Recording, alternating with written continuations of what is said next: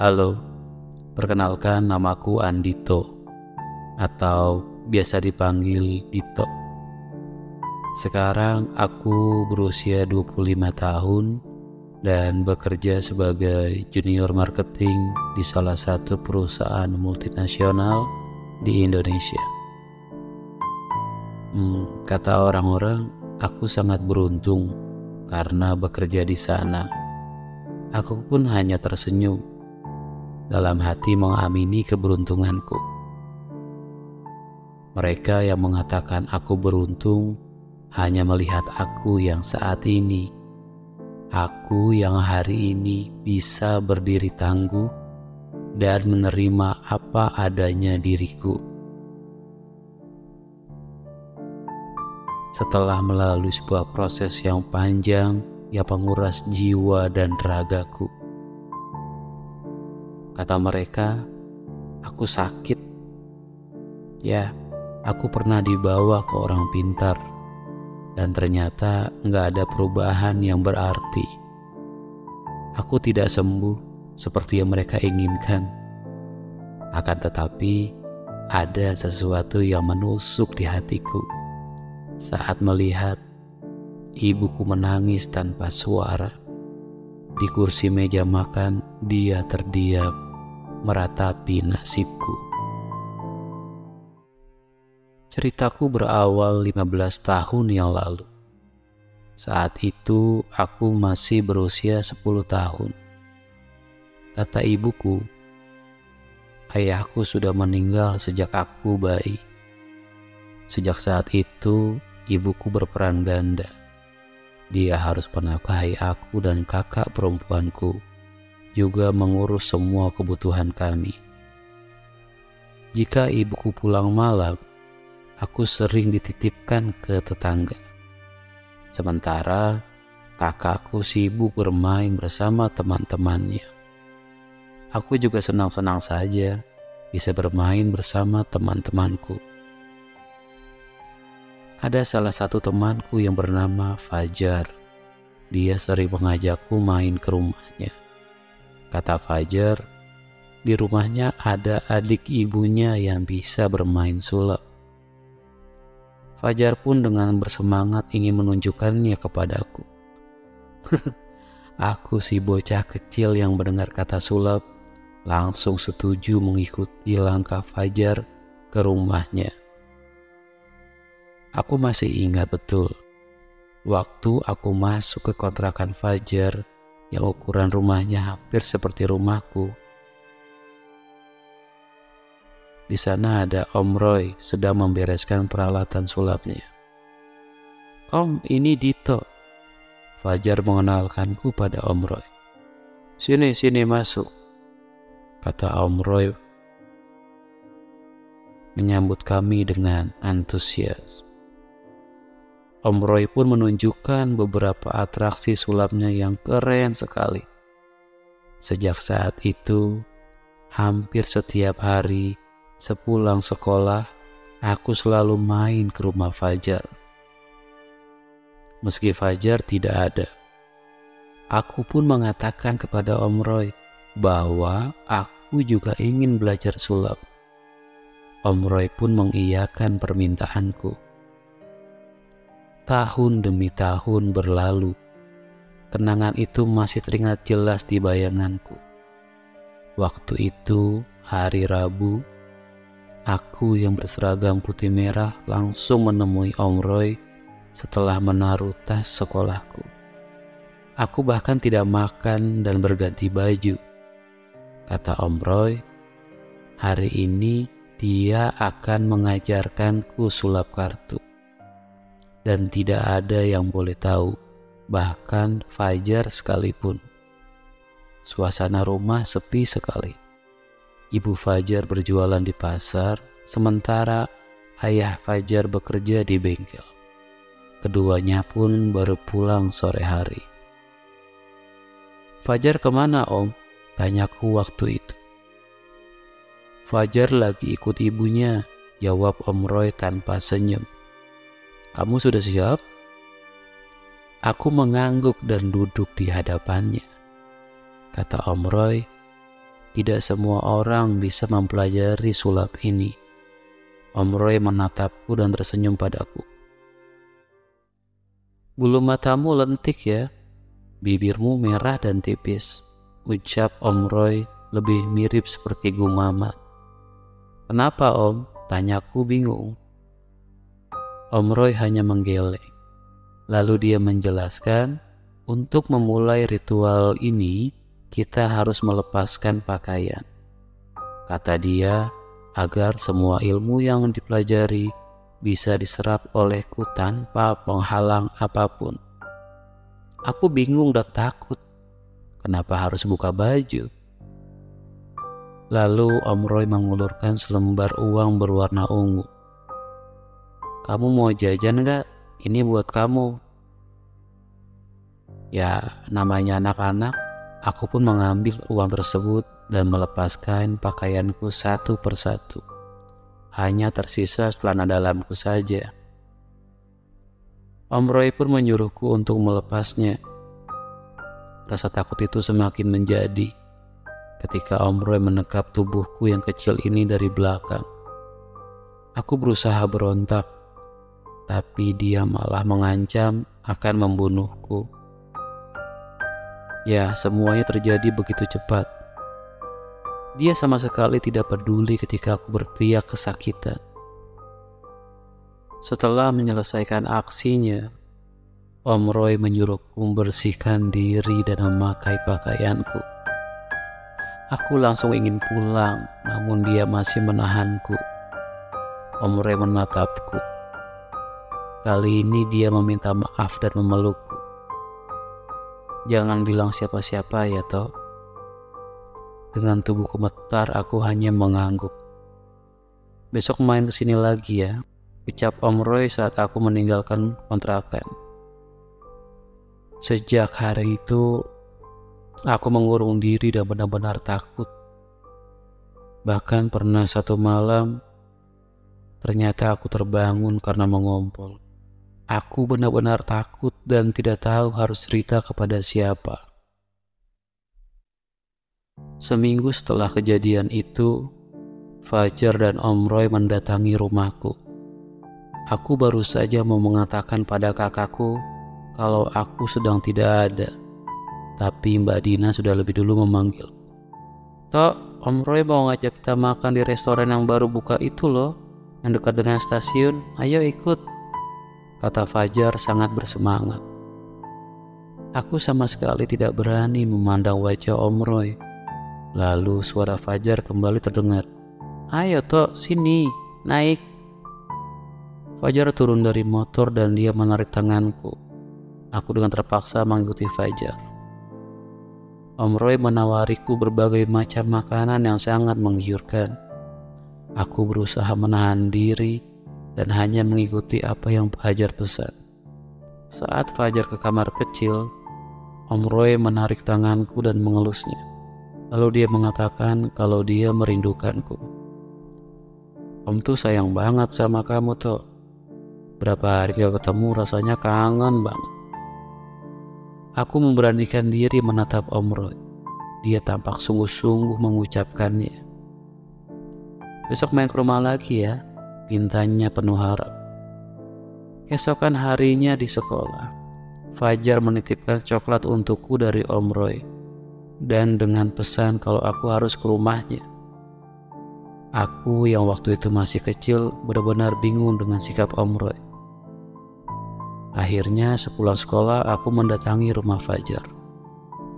Om Roy tampak sudah menungguku. Dia menyambutku dengan senyum lebar di wajahnya. Dia sepertinya tahu kalau aku berusaha menjaga jarak. Terima kasih ya Om coklatnya. Om Roy hanya mengangguk dan lagi-lagi dia mengucapkan kata maaf atas perbuatannya. Om Roy menjelaskan dia melakukannya karena dia sayang padaku.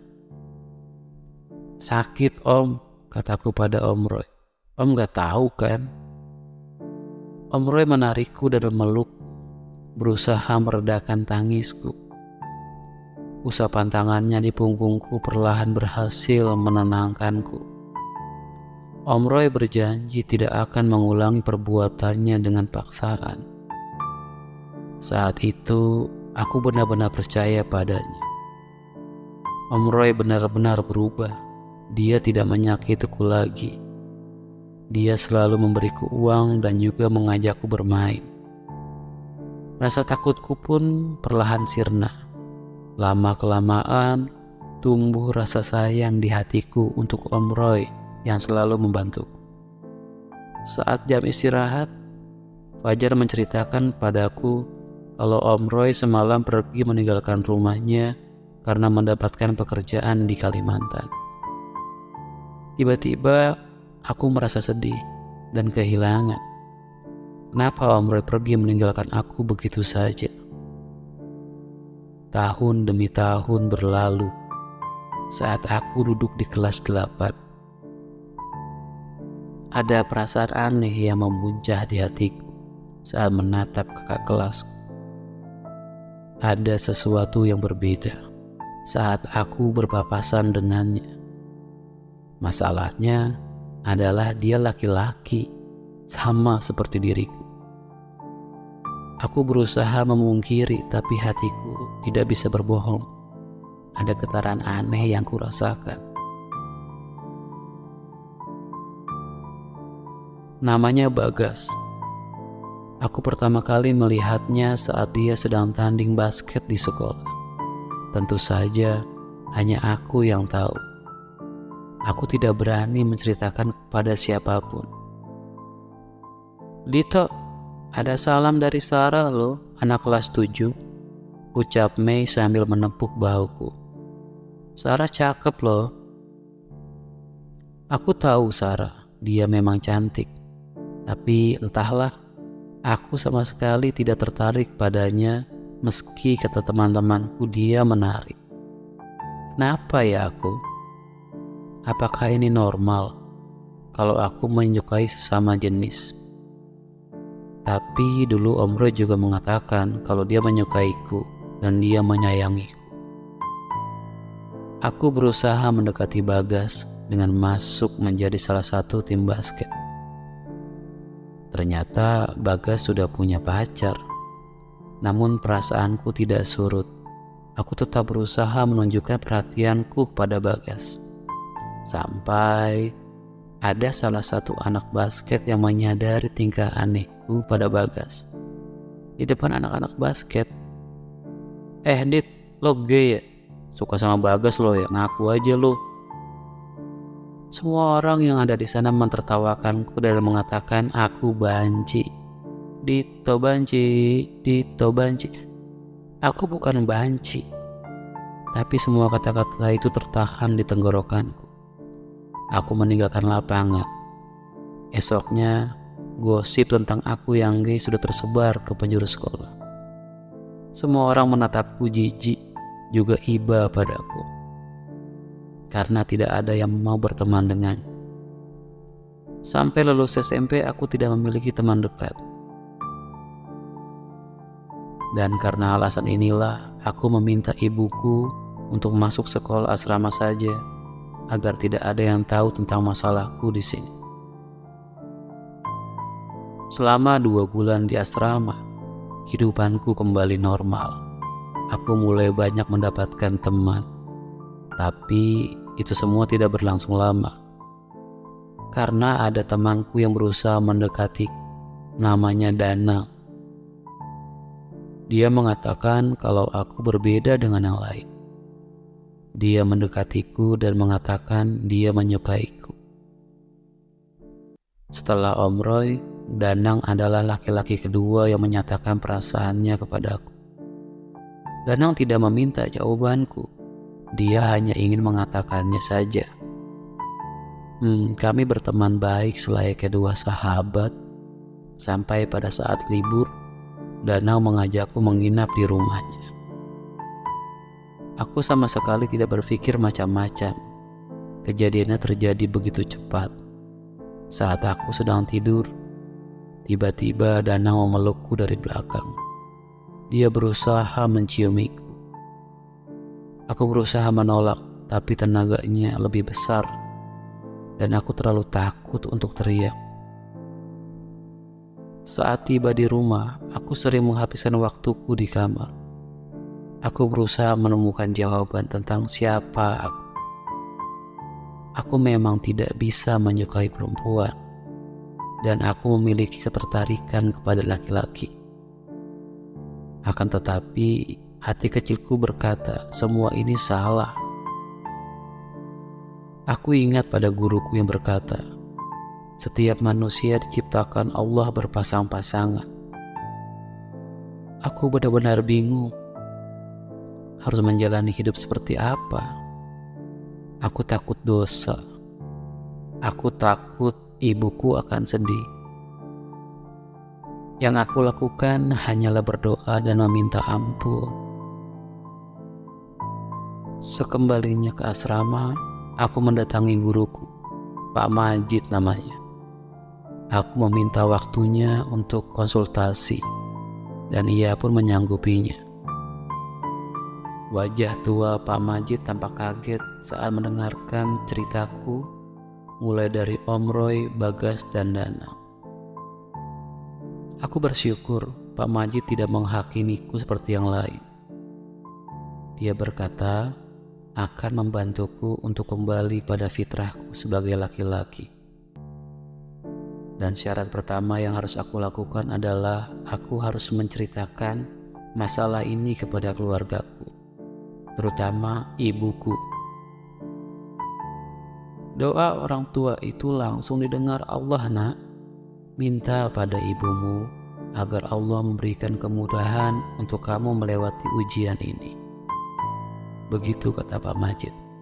Aku pun mengangguk dan berjanji akan menceritakan pada ibuku. Ibuku memelukku sambil menangis, meski dia kaget dan juga tidak percaya pada ceritaku.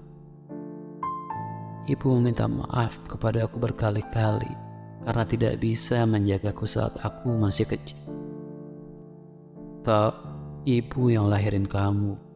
Dari bayi sampai sekarang kamu gak pernah sekalipun nyusahin ibu. Kamu anak baik. Ibu selalu doain Dito. Aku tidak menjawab apapun, hatiku rasanya keluh. Keesokan harinya kakak ibuku membawaku ke orang pintar. Mereka sangat yakin bahwa yang terjadi pada aku adalah ulah jin.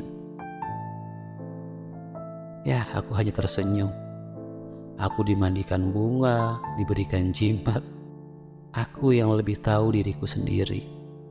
Meski kata si dukun, jin yang ada pada tubuhku telah diusir. Nyatanya aku yang paling tahu bahwa hatiku masih merasa resah dan takut. Suatu malam aku terbangun. Ibu duduk di meja ruang makan. Kepalanya tertunduk. Ibu tidak menyadari kedatanganku saat itu. Semakin dekat langkahku pada ibu, semakin aku bisa mendengar tangis ibu yang tertahan.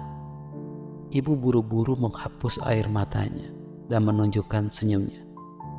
Kok belum tidur, toh? Aku mau ambil minum, kataku. Ibu kenapa menangis? Ibu kembali tersenyum. Ibu mikirin kamu, jawab ibu. Ibu sayang sekali sama kamu, toh. Kita berjuang sama-sama ya. Dito mau kan? Sekarang aku memeluk ibu. Aku seolah menemukan jawaban tentang jati diriku.